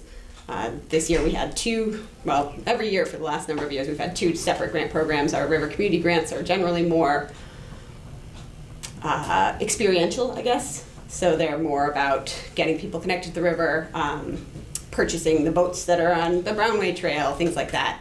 And then our town infrastructure grants are more they've been mostly used for culverts and ditches, but it's for things that the town needs. And they're small dollars, but it helps with your match. It helps with, boosting you guys up. So we're happy to continue collaborating that way. The other benefit of Wild and Scenic is that we can tap into different federal funding sources because we have that designation.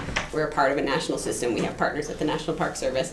We were able to do a big bank stabilization project in Westfield with federal dollars that didn't impact the town at all, and that bank is now more stabilized, better water quality, better land use. So That's great. you mentioned invasive species. What can be done with the one that Knotweed. spreading wild, the Japanese knotweed? I Yeah, mean, it's even getting, I'm a farmer, I get a lot of dairy farmers. It's getting up into our cornfields away from the river now. yeah. It's And I hadn't pervasive seen that till plant. this year, and I'm like, what the heck? Yeah. It's just, it gets on maybe some implement or something, and gets dragged around, and Yeah. it reseeds, and Doesn't take much, It doesn't It's- take anything. Yeah. just a little piece of a root or, Or even yes, the and nodes it- on the plant And itself. like Yeah. the regular stuff you spray for corn doesn't kill it. No, Yeah. nothing kills it. Is Yeah. there anything on the horizon? Because I know, I mean, it's close to the river, so you can't use much for chemicals anyways. Right. But is there So Roundup anything? is approved for the riparian buffers. There's, that has been sprayed with success. We have done that we have not, I'm not a certified applicator, but we have worked with partners that have sprayed, the knotweed has died off, and then we come in generally and plant native trees. And it does less well in the shade. So if we get those riparian plants established, Great.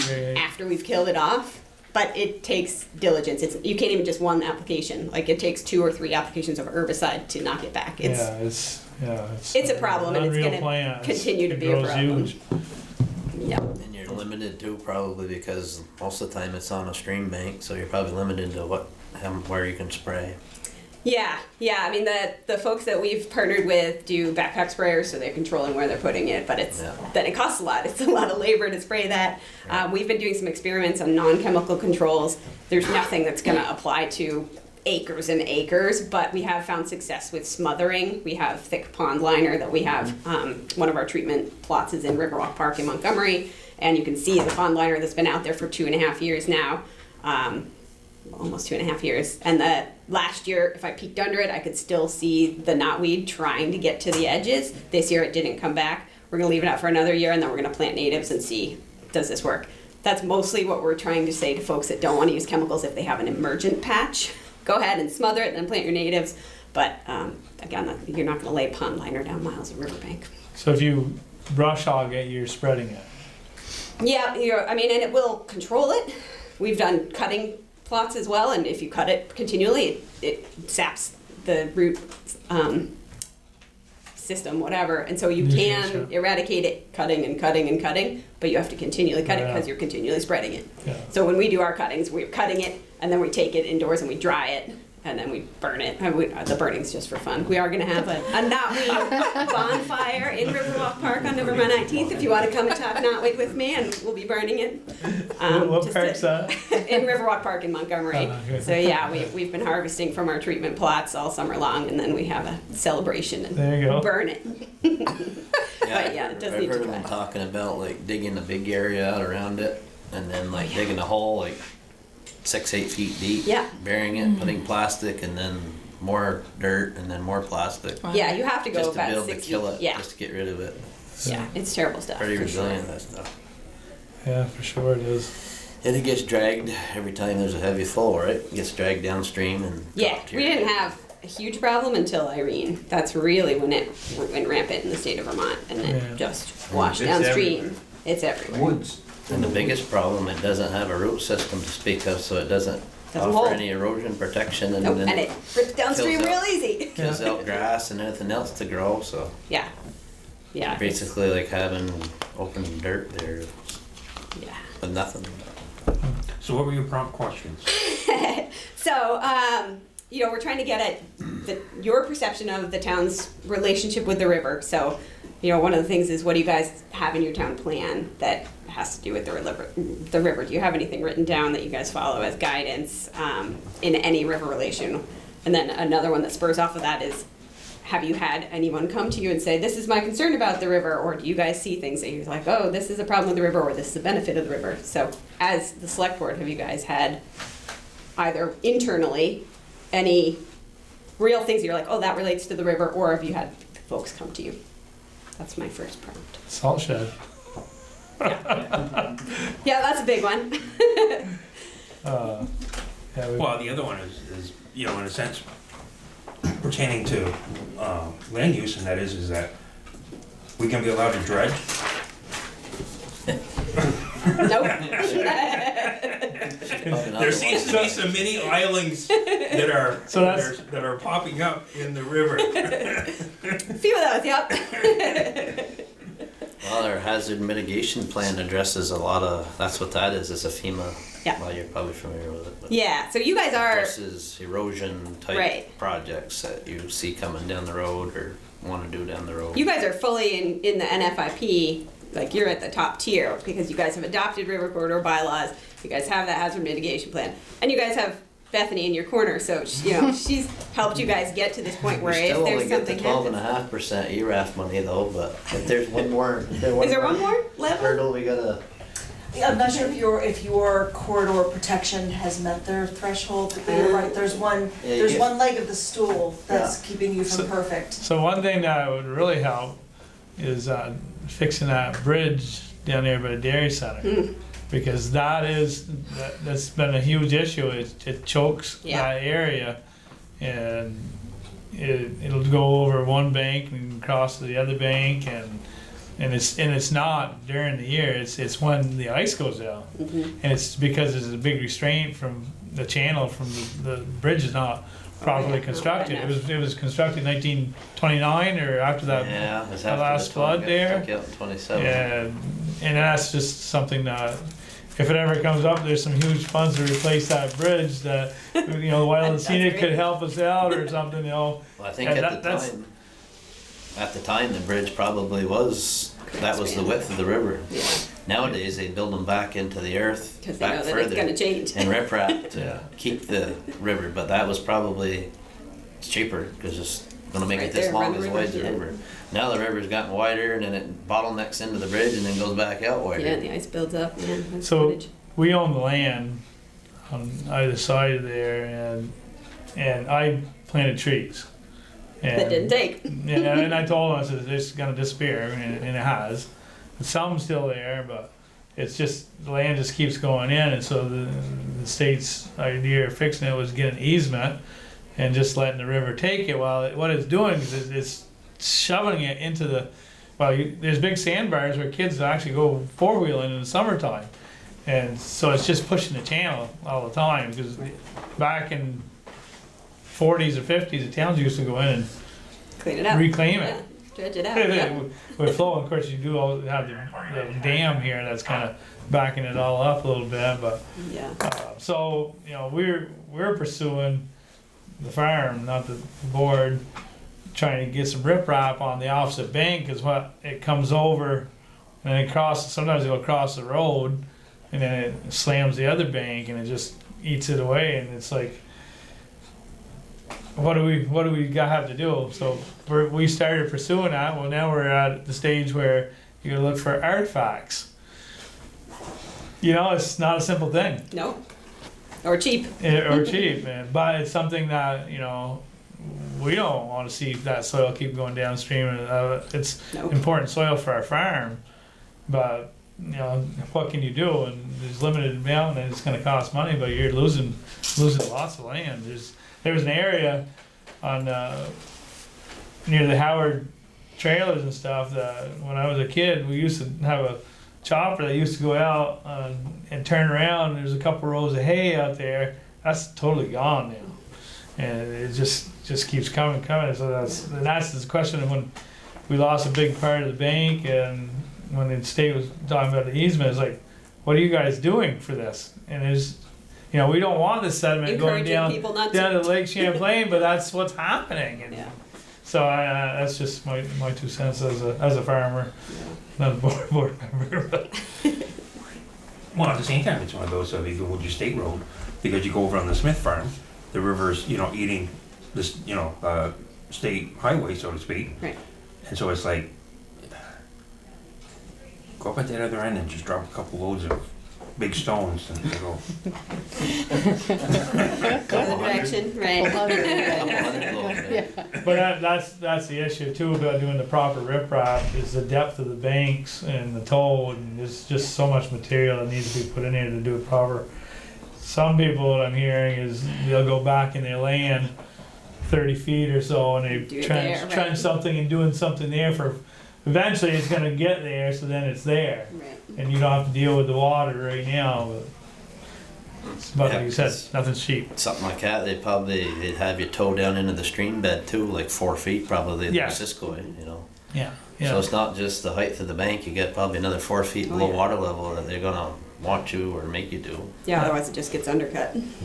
Yeah. I know farmers do another way, they'll put rock on the riverbank, dump it there, so then when it washes, it'll fall in. And Water's powerful. It moves. You think you can put some heavy objects there, and Move everything, it yeah. moves it. Yeah, eventually. Yeah, that's the thing. I mean, we keep trying to constrain it. We can't constrain it. Now we're trying to make up for the constraints like the Boston Post Bridge. Yeah, yeah. That's not, that was a constraint. Now it's causing more problems on your property. Yeah. But that's something that we are as a town gonna have to address at some point.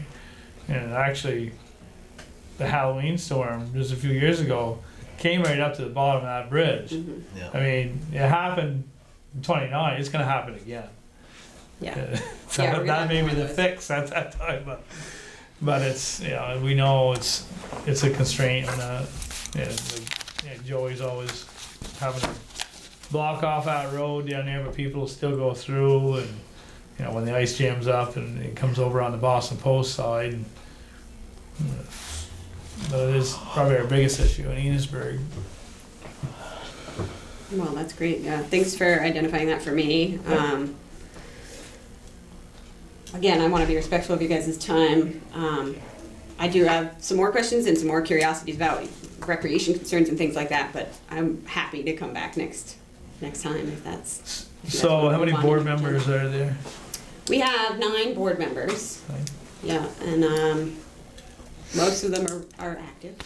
we have been expanding our staff. So I'm part-time with the 2 organizations. We do have a full-time project manager, and then we have a part-time communications person, and we have an AmeriCorps member that we're hoping to be able to hire on. So we're expanding so that we can be more useful, and also so that we can help our towns with these clean water service provider dollars that are going to be coming in that Debbie always talked to you guys about. So I am serving on the Basin Water Quality Council. Sarah Downs is a representative for you guys on that. And so we meet bi-monthly at this point. The dollars have not shown up yet, but once they do, we'll start tapping into them. Isn't Paul Madden on there too, or is that a different one? Or he's not? He's not an anymore. Enosburgh person. He's Oh. not an Enosburgh person. 'Cause- I don't think. I Well, think no, it's Sheldon. no. Sheldon. Sheldon, I Yeah, but think. I thought Paul and them guys stopped in. I can't don't remember who else. remember. Because we had, at one point it was 4, because there's 2 for village, 2 Two for the town. village, 2 with the town, yeah. So it's, Not on the Basin Water Quality. This is a No, new that's just Yeah, this is form. just formed. That's why we, Okay. And then Yeah. you had There's to always- apply, like you had to put in your letter of intent, and then they chose, and Sarah wanted which is very unusual. and she got on.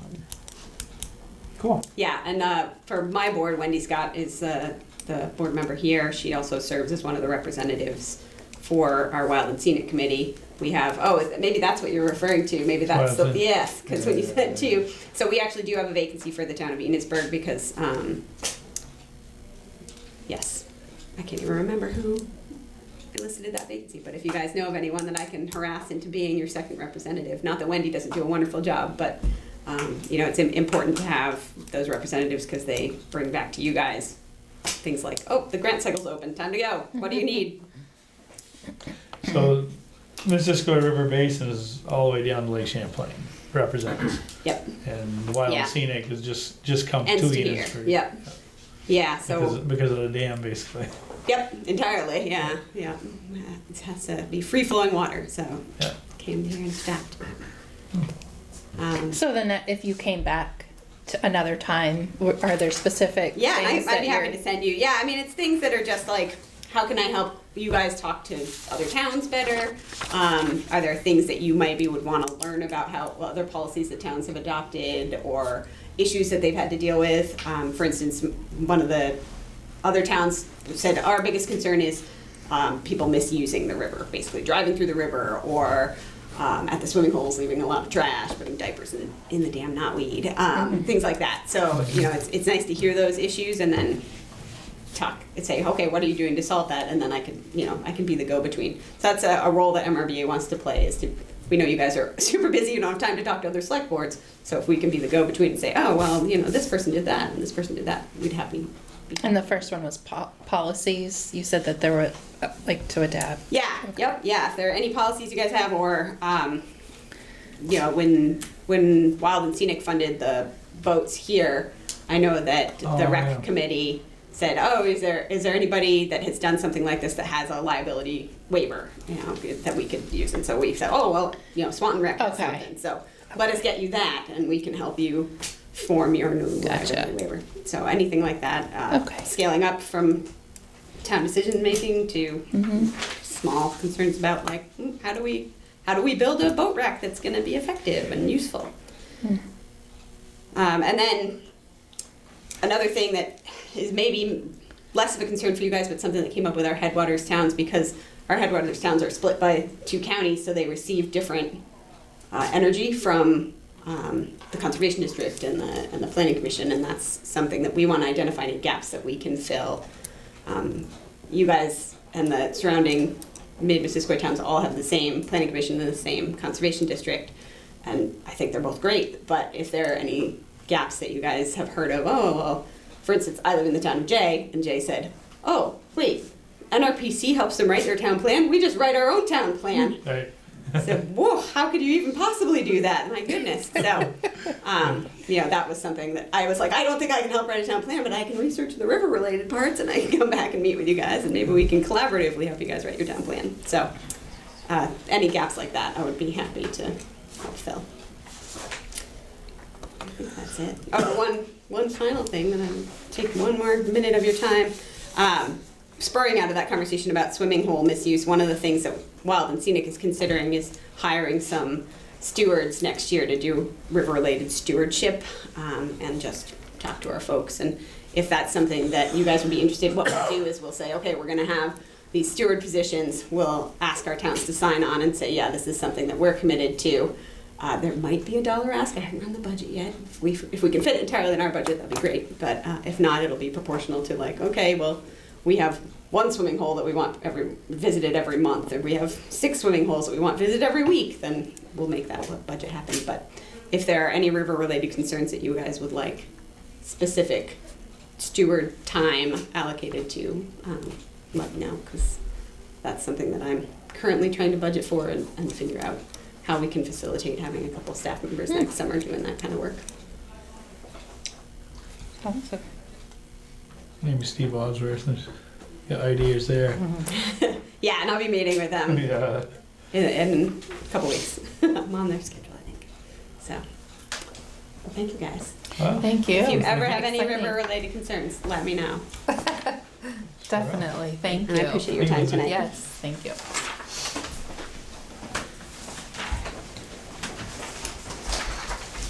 all right, moving right along, 45 minutes late. Mark? Rose. Oh, it's my turn in the barrel? Yeah. I don't know, we're gonna have to get into it. What's the treat? Thanks, guys. Thanks. See ya.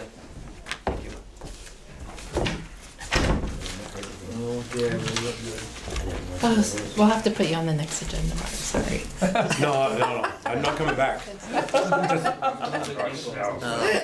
This vote is for me. Yeah. Oh, look, is this what you're here for? Sheriff? No. Although we could have, I could have spoke up a little bit for her. The dry hydrant down there in the bank. I Yeah, didn't know, No access there. just to let you, well, that's the thing, I didn't realize that you grabbed some money from that, but yeah, there's money available. just to let you guys know that the gate down there, Locked now, right? it's not locked, it's closed. shut. It's closed, The neighbors are closing the gate because that's turned into the next Site, site, parking, next purchase site for your local, whatever you wanna buy. For your local goods, should we say, For your local goods. that This none of is us down- partake in. This is off of So that's what they're doing now, going down there and doing it? Just- Well, apparently the house across the road has been evicted, where you used to be able to go to buy, make all your purchases. So the purchases have moved between there and the cemetery apparently. There was a tax sale, and it was purchased by D&D. Luckily, because he'll clean it up, but it made them move on.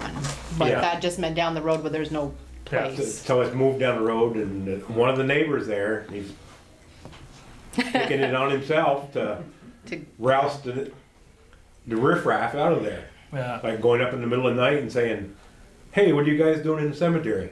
Get out." Wow. Yeah, and It's a little he's dangerous. Yeah, I would 80 think so. years old. He doing- locked the gates 80? to the cemetery He's like 80 now, years though. old. And He's closed. He's closed. He's going- I think they're locked. You think they're locked? I think they're Jimmy- locked, yeah. Yeah. So, down in the cemetery. Oh, Anyway, He's sick of it. but anyways, just to let you know, the gate is closed in case. you get But you guys can't, it's just It's just shut. it's just shut. It's not, I it's just not said locked or change anything. just Yeah. around the gate. We put some gravel down there the other day too. Oh, you did? Yeah. I meant, should tell Kenny about that before he has to plow. He went down there after you were there, I think. Yeah, I actually When saw, he I saw went- Ken, I was actually gonna talk to you, Mark, I didn't know if you knew, cause I've been seeing, No, he kind of he didn't come and see you, okay, cause I talked to, I saw Kenny today at Hannaford, Joey, so I told Kenny, cause I just crossed paths with him, I said, hey, Yeah. just to let you know Just that, cause like you said, he does plow They're really that, bad. Yeah. so. Wasn't he down there though after the gravel What these are? with the backhoe or something? Terrible. Filling in some Terrible. potholes in the road? He was down there the same day. that On he- the Yeah, same sure. day. I bet These are they bad are. here. Yeah, Terrible. that day, yeah. They're so bad you want to take them all All home. right. I don't know if you Yeah, I don't know. But I Think talked about to you. him today at Hannaford, so. I'll I have wasn't to sure check if now, anyone- Peter. Okay, I'm taking up your valuable time. Found, uh, Oh, shoot. I don't want to use no, my, not a problem. So I'm here for money. Use your hands. well, this one, I'll You're just cooking leave. part time. Well, no, I know, but I wanted the No, small actually, one, but well- it's kind of gooey. I don't. You guys know I got a grant, or we finally got the grant that we've been trying for the last summer. That's the dollar part of the grant that we got. This is our matching part of it right there. Yeah. Okay. And I don't think we got that kind of money in my budget laying around for the rest of the year. But I want to make this purchase before the prices keep going up. And they already went up in September like 8% or some crazy thing. So the longer we wait, the more it's gonna cost, us, you, the town. What is it you buying, Mark? I forget. SCBA's, Yeah. breathing apparatus for Oh, firefighting. yeah. Yeah. Well, that and it's a washing machine. They call it an extractor, Yeah, but it's a washing machine. yeah. So, So this 2733. that's the match. A washing machine? What does it wash? yeah, our gear, our fire You're gear. heavy. It takes Oh. particulates or Correct, and Smoke that's stuff. why the name of that's why it's called an extractor and not a washing machine. yeah. So, anyways, these guys that sell this stuff. What's the grant there? 24 or something? 24, 54. Yeah, we conveniently got a quote for what?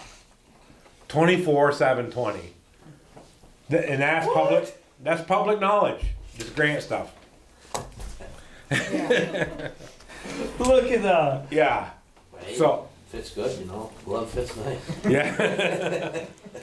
So Isn't that something? Yeah, Yeah. you're always That's watching with it. stuff. That's just a few dollars off. yeah, it is. And this is one of these guys that had called you or me or to congratulate us Yeah. on we got your grant because they sell the SCBA's in the state of Vermont. It's like a protected area. You can only buy them from these guys.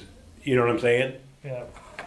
And I talked to him about it, and I said, look, the government cut my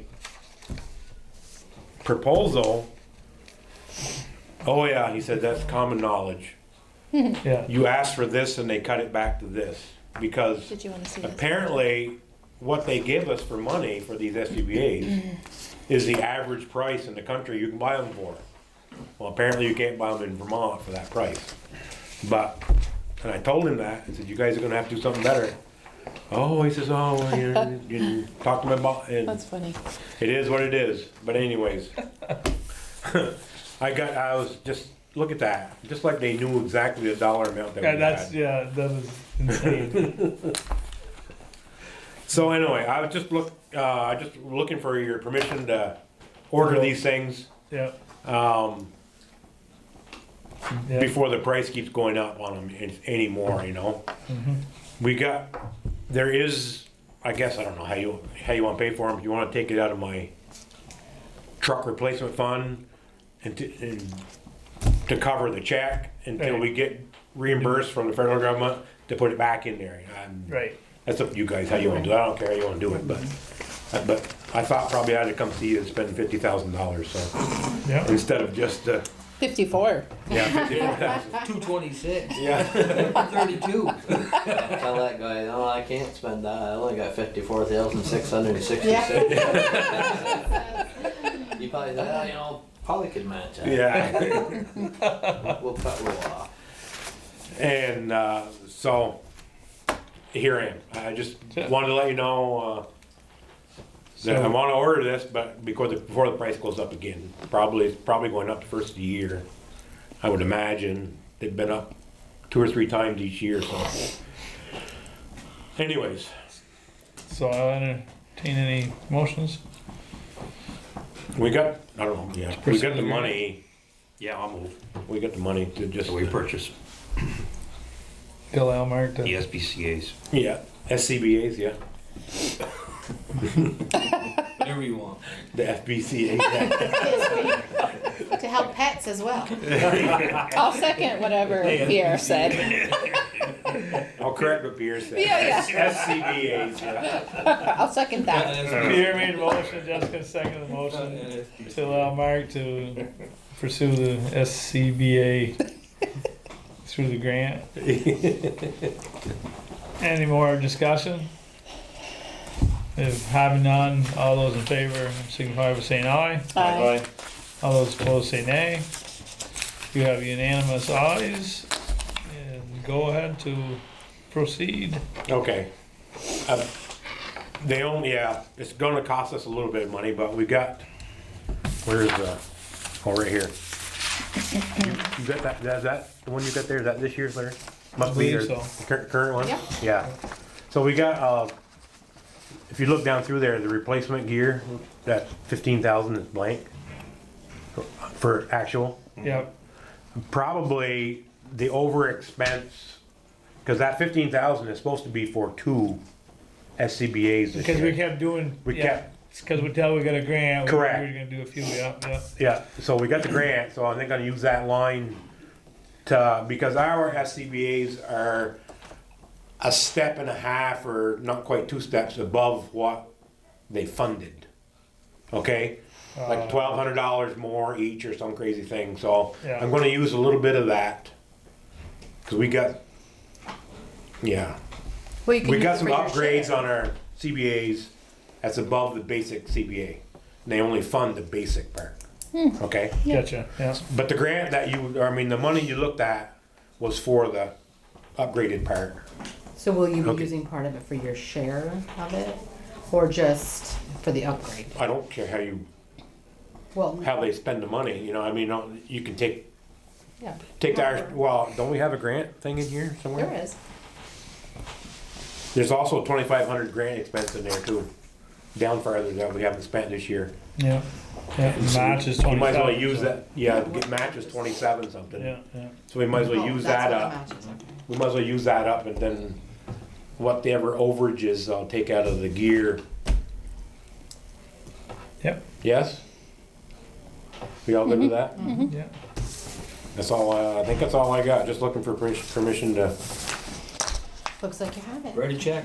write a check, Yes. spend some money, Write it yeah. up. I don't know how long it's gonna take to get them, maybe it won't be till next year anyway, depending on what their delivery date is on these things, you know, I don't know. But This- are you gonna ask them if the price that when you order is good, not the Well, the price price when what we got right delivery? now is locked, the price what we got from October 1st is locked in, Okay. hasn't gone up any, that's what these, Yeah. that reflected that right there, yeah. Okay. But he said they don't know how long you can hold it, so just if we order them, that's good enough. You haven't got to pay for them, just gotta order them. Yeah. Well, thank you, Mark. Sure. How'd you You're sta- turn out with the exhaust guys, or vent pro? Oh, I called him later this later this afternoon. Okay. I gotta get, they're 6 and 8 weeks up here. Well, I mean, Right. we need to, on our. No, I know, Yeah. but he said, I said, you're not, cause he made it sound like you're gonna come tomorrow and fix this. Cause he wanted to know what to bring. Are you coming tomorrow and bring this? Oh, no, he said, the guys are 6 or 8 weeks out. I says, well, I ain't gonna leave work to come up and look at this thing for Yeah. 6 or 8 weeks. So I will look at it on a Tuesday night, and I'll tell you what we need for, what I think we need, and Okay. you can plan on bringing what you need then. Okay. So, Yeah. yeah. Okay. Your stone Cool. walls look nice, by the way. What's that? Your stone at your house. Oh, my stone wall? I took, That's so Mom was nice. waiting for a Oh car, my so she's God. like, you gotta take me around this way so I can see Mark's and fine. Nice. Alright. Don't send a lister up, because If they don't charge for paved driveways, they're not gonna charge for your stone wall. they're not gonna That's track right. your stone walls. Okay. Thank you. Yeah. No, my pleasure, thanks for having me. Yeah. Yeah, let's see, executive. We should do the Oh, okay. property one there first. Test over your tractor today, have you, but. No, I haven't, I haven't either, I'm gonna start that in now. but they, Mark, were you coming to this town hall meeting thing? I don't know, I haven't seen it. When is it? It's November 30th. You're actually giving one of these. I'm not sure if flyers. this building is gonna be kind of small for it. I know that's what they've advertised for, but they've invited a lot of To the people. bill. Yeah. Oh, Were tigers you at the eating theft and drug meeting dealing. last week, and they were I'll send talking Jim about over. safety, activities, and drug No, I issues. didn't, but I Well, joined. they've invited, so You did it. initiative is Yeah. And that's why. trying to get Richford people What's the next one? interested. See what can be done about the Parcel drug land. problem and squealing of the tires and lawless. Hey, we got some warrants too. No, But especially They when did it last Mark, week. you know, his Yeah, Pam, these are really, really bad. He was here. He explained that. I can barely even get this last bite down. I'm thinking about another one. Oh, man. He didn't like the way they did The it. aftertaste is even worse. And what happens in Burlington is a trickle-down effect. So it's, you know, so the state police can't come here because they're. Well, the other thing is too, is I was gonna go down there. This right here. No. If this side of the building. yeah, they're working on the building, yeah. We can always move the fire trucks out You know, the other thing about that bridge too, on that side. Boston, but it's too narrow.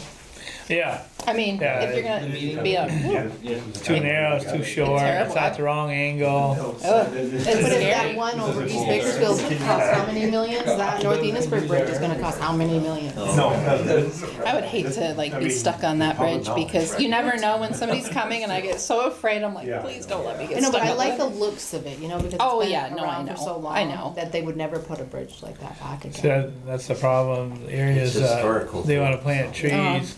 See, they don't wanna plant them where I they know get they're scared not of gonna, it. I'm like, not gonna stay. I hope there's nobody coming. But anyways.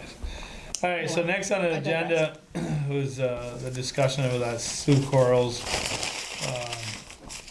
parcel of land that she